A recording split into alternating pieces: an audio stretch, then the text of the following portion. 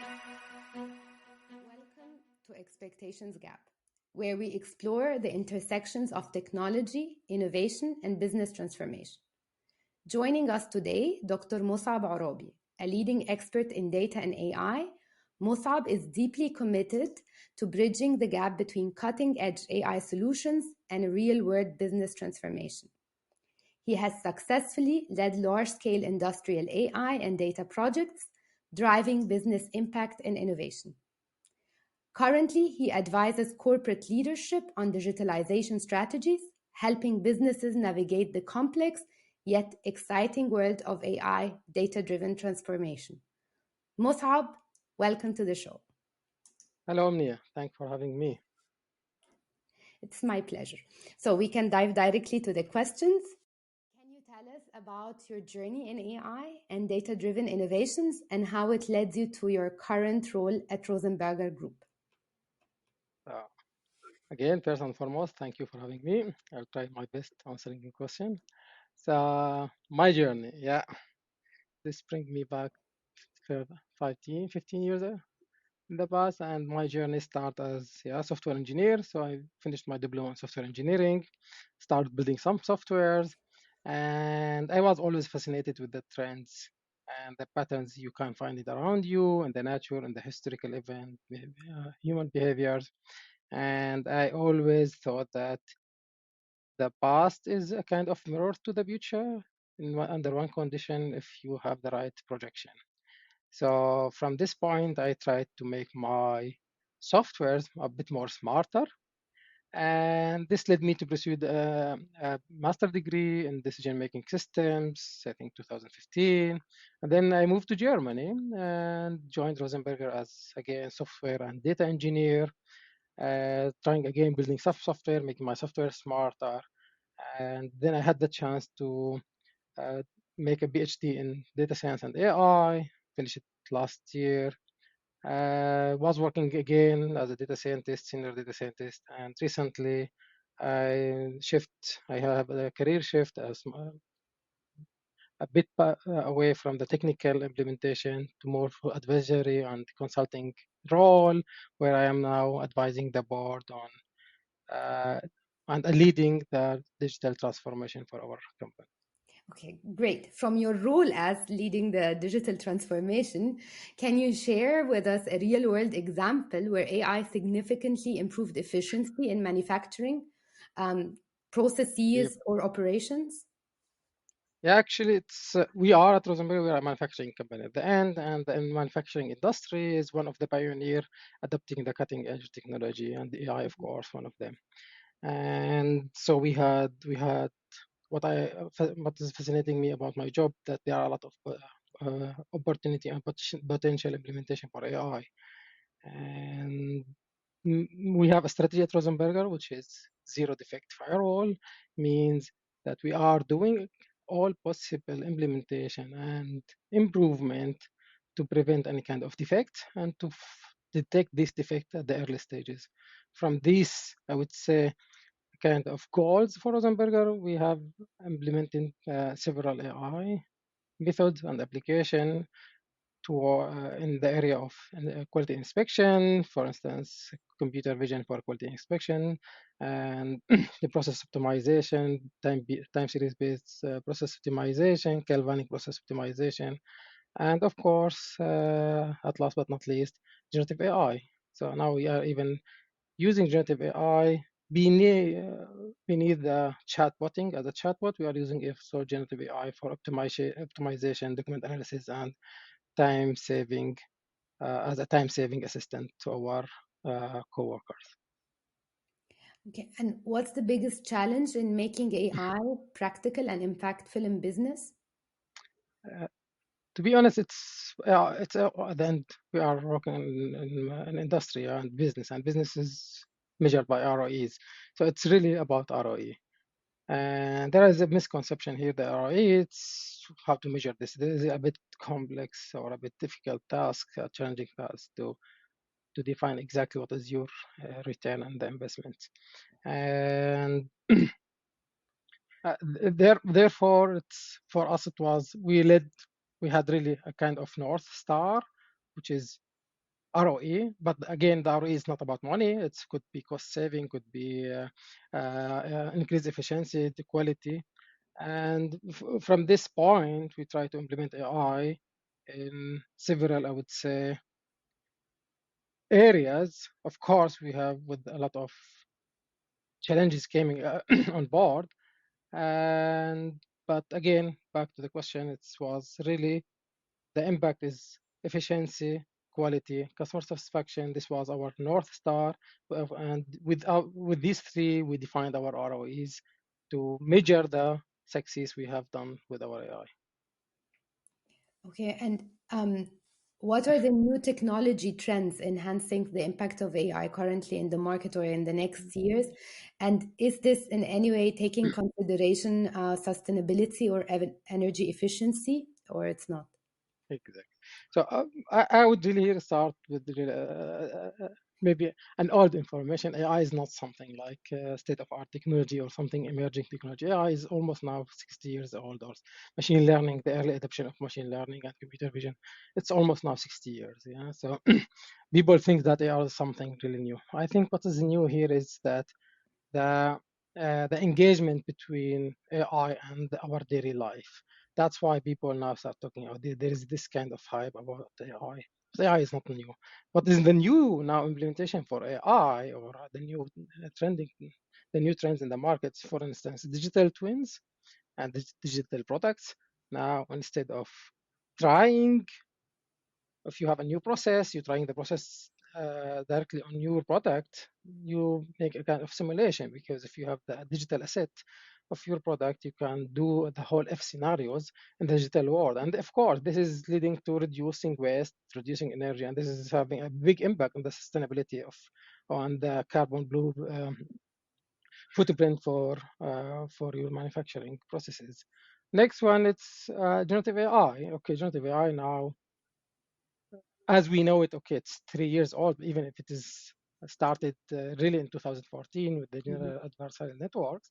But okay, the hype started in the late 2021. So generative AI, it's the new trends. But again, I would emphasize here, generative AI is not about chatbotting. Yeah, it's, you imagine you have really this smart agent can assist you, can augment your work, can really give you an eye opening on your ideas. So really generative AI beyond chatbotting. Because I have seen a lot in other organizations that they are using encapsulating Gen AI in chatbotting. You can use it in automation and document analysis and unstructured data, because most the biggest part of any organization data is the unstructured data. Yeah, so the document, the images, and here you have Gen AI can read and consume and analyze this kind of unstructured data. So the Gen AI, I see it as a trend, a trending. Combinational AI and AI agent. This is the new. Everyone is talking about AI or agent AI. In short, was it? It's just really there is no AI solution can do anything for you. You have to combine different AI agents to do different tasks. For instance, if you this is the RAG technology, retrieval augmented generation, which is then you are combining different tasks with different AI for translation, AI for intent discovering, AI for different tasks, and putting all them together to build your system. So this is the AI agent now, a chain of different AI and AI technique to do one task. So this, I would say in short, and of course the IoT, 5G, and all these now new trends that I would say will accelerate the adoption for the AI, and at the same time will increase the need really to implement AI in any organization. Not implementing, I would say, maybe I could came up with a better to adopt AI in the organization, into the organization. But Yeah. are they going to be energy consuming? Yeah. So is it then all into the direction of more energy consumption, or so it's balanced between efficiency and consumption? Exactly. So this is actually when we talk about generative AI and all Mhm. this noise and hype about generative AI, you know that training the GPT-3 cost almost 5 millions and need 100,000 node in a cluster. So no one, and the small company or startup company, they have no chance to train such a models. Mhm. And the new trend is really to came out with a new technique, or I would say new ways to train the models, because yeah, GPT is generative pre-trained transformer. So having now new structure for these models, big models, to reduce the time, the training time. And by reducing the training time, we are reducing the resource consumption, which is electricity at the end, and the whole equipment, the chips you need. So of course, now it's useless to bring a really kind of a high mature or ripe or uh, mature technology where no one can use it, or only few people who has a lot of resource can Mhm. use it. So make no sense. That's why now we have seen about the noise behind the DeepSeek, the generative AI. Okay, what the DeepSeek they did, they just restructured the large language model in a way that it could be trained in the second generation of the chips, and reducing the human need, the human part, because also the AI, the GPT was trained in the more human-centric training mode, means thousands of developers Mhm. are retraining the model or giving feedback on the model, a human feedback, where the DeepSeek came with, even it's again not a DeepSeek technology, it's an old technology, to make the a kind of a feedback loop from the model itself to train itself, uh, and generate the right data for the new scenarios. So by that, we are reducing, of course, the effort needed from the people, human, and this is increasing the efficiency and reducing the cost, and of course reducing the, the energy, the required energy. But isn't this then getting the humans completely out of the loop? Yeah, Okay, depending actually, yeah, completely more on machine than humans? exactly. So let me say that you really nailed it here, because so Industry 5, what is it about? So Industry 4, let's go back to the Industry 4. Industry 4, it's almost now 25 years old, yeah, the latest 2000s. And now in the latest 2020, we have people start talking about Industry 5, yeah, and they have the same concern you mentioned here. People, okay, oh my God, I don't need people. Automation and everything is automated. Shop floor are fully automated. I need less and less workers. And then he came the concept of Industry 5. Industry 5 is about human in the loop. Human back to the loop means now we have a kind of a system where the machine, AI, and the human are working all together. And AI is not a replacement for people, and shouldn't be seen as a replacement for people. It should be augmenting the people work as an assistance for the people in their daily business, to save some time doing this kind of simple repetitive work or task. Then AI can do it for them, but at the end, the human inspection, the human feedback, sorry, and the human controlling should be in the loop. And this is what is Industry 5 all about, yeah? Bringing people back to the loop. Okay, so if I can summarize what you said, if I understand it correct, that the new technologies and making reinforcement learning for the AI is then going to reduce the energy, the energy consumption, and enhance the efficiency and sustainability, but also that the human should be existing in the loop, but in the main or the key points in the loop, not everywhere, not redundant, but in the most decisive moments. Do I get it right? Exactly. Actually, that's it. This is the will be in the controlling level. Yeah. So they are controlling the AI itself. And maybe if I'm allowed to add here something. So Sure. training the AI model, bringing the new AI model, we are trying to reducing the human effort here. But using the AI, we are bringing the people as a controller. So what is the biggest problem or challenge with the OpenAI and the whole their models, that they are really a huge amount of developers and people and experts. They are training to, so working to train the model, to build the model itself. Yeah.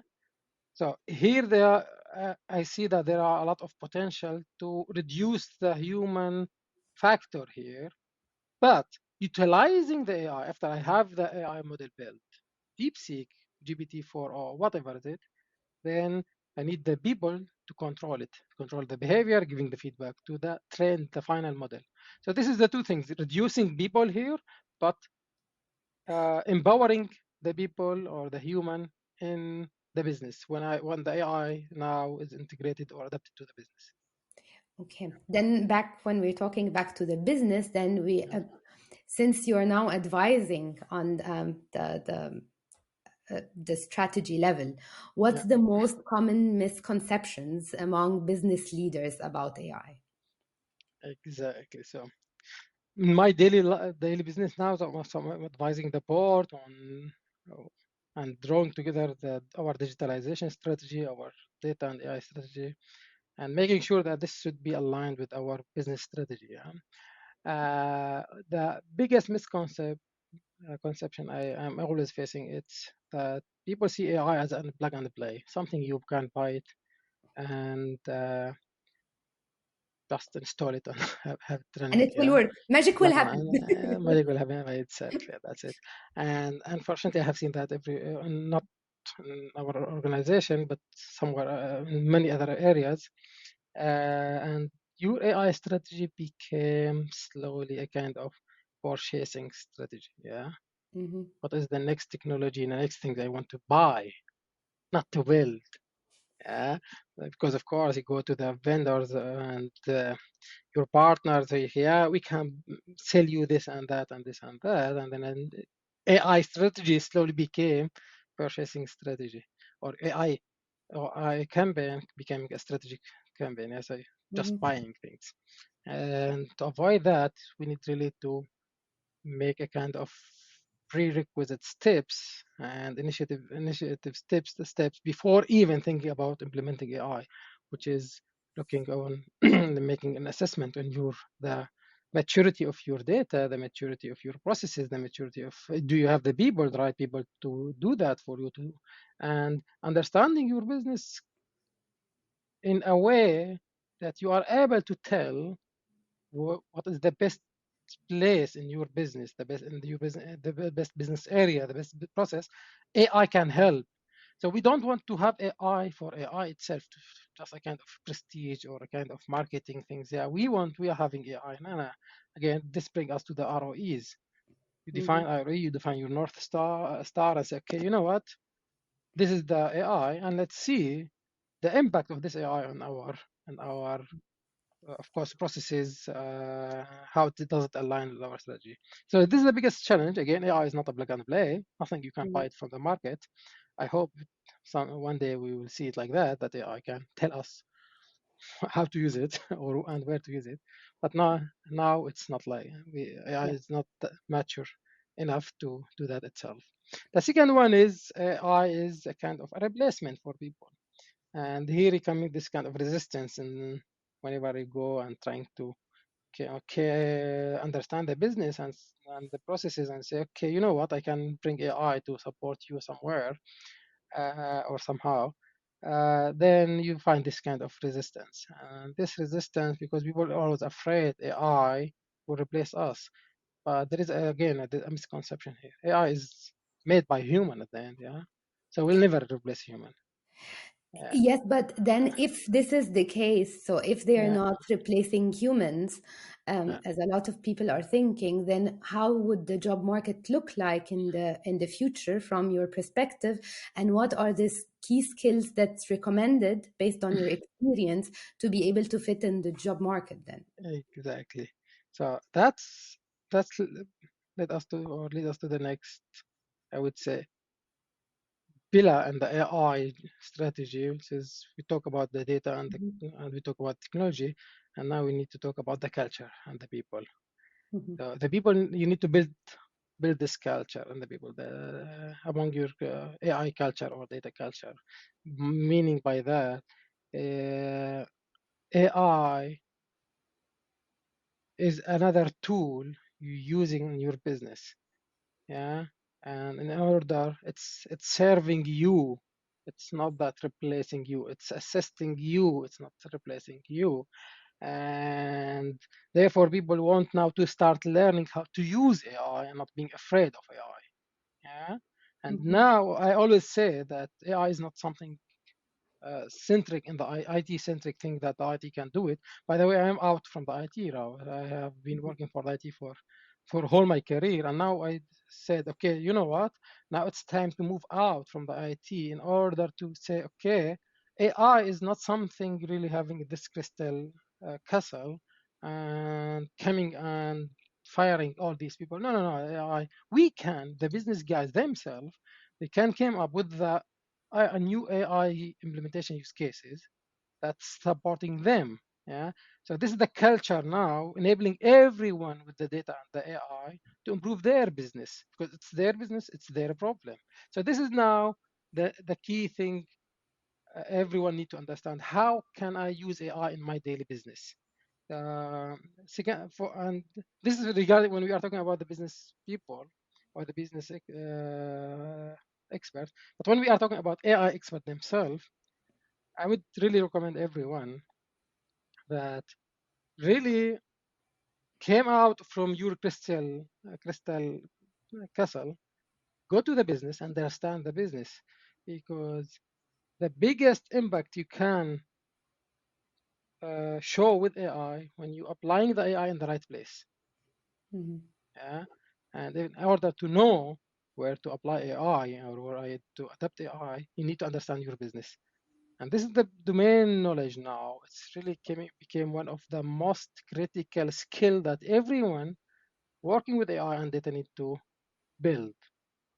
Of course, with the communication, this came with sub prerequisite or sub requirement, which is okay. I need Yeah. to improving my communication. Never talking technical with the business guys because they don't give really a shit for that. They need, to talk with you need. They expect you to Business. talk their language, their business. Okay, I have this business. I can optimize it. I can not even optimizing in this case. I can reduce the waste here if I can know the root cause behind that. And yeah, you see, Yeah. start talking business things, start talking processes. Yeah, away from okay, which I'm using reinforcement learning or will I use decision trees. No, no, no, never bring these terms. Otherwise, you lose credit. Yeah, So domain knowledge for IT experts, and yeah, that business people then are not afraid that AI will substitute them. Is exactly. then your advice. That you have also mentioned something before we start recording, that an AI expert shouldn't start by trying to solve everything with AI, that they can maybe try to find easier, more simple solutions before. Exactly. So we are as AI, I have seen it that the AI experts they are trying to sophisticated things, make it more complex. I say always that AI expert, the real AI expert, they are the one who will try to solve any problem without AI at first. At the beginning, trying to solve it without AI. And me, I see that 90% of the problems can be solved even without AI, can be solved with an Excel sheet. That's the power of Excel, always and forever. Okay, so thank you so much. And then there's one final question here. So, how are you using AI in your personal life? And do you feel any impact from it? Yeah, exactly. So I always see for us that as Leonardo da Vinci said once that minds never get exhausted from learning. So I always try to learn things, even outside from my business, to learn how can I use AI in my personal life. So I'm building with my son, for instance, a kind of a game, AI game with computer vision that my son jumping and then the camera is detecting his jump and playing this Dino. I don't know if you know this game of the Dino, the Yeah. browser, but this game now is there is a camera and the camera is detecting the motion of my son and trying to make the jump movement. Yeah. So this is for a kind of one of side project I'm doing, Yeah. and like every single one now in this planet is using ChatGPT. I'm also using GPT always to kind of optimizing thing, giving you some recommendation, saving some time. So, and Yeah. to be honest, again, as an AI expert, as a father, I can tell you that we are in the era of, or the time that no one can avoid using AI. No one can avoid this technology. We need only to learn how to get the maximum benefit out of it, not avoiding it. Yeah. Thank you so much for today, and thank you so much for the precise answers. So everyone, Dr. Moussab Arabi was with us today in Expectations Gap. Have a good day, and let's shape the future of AI together.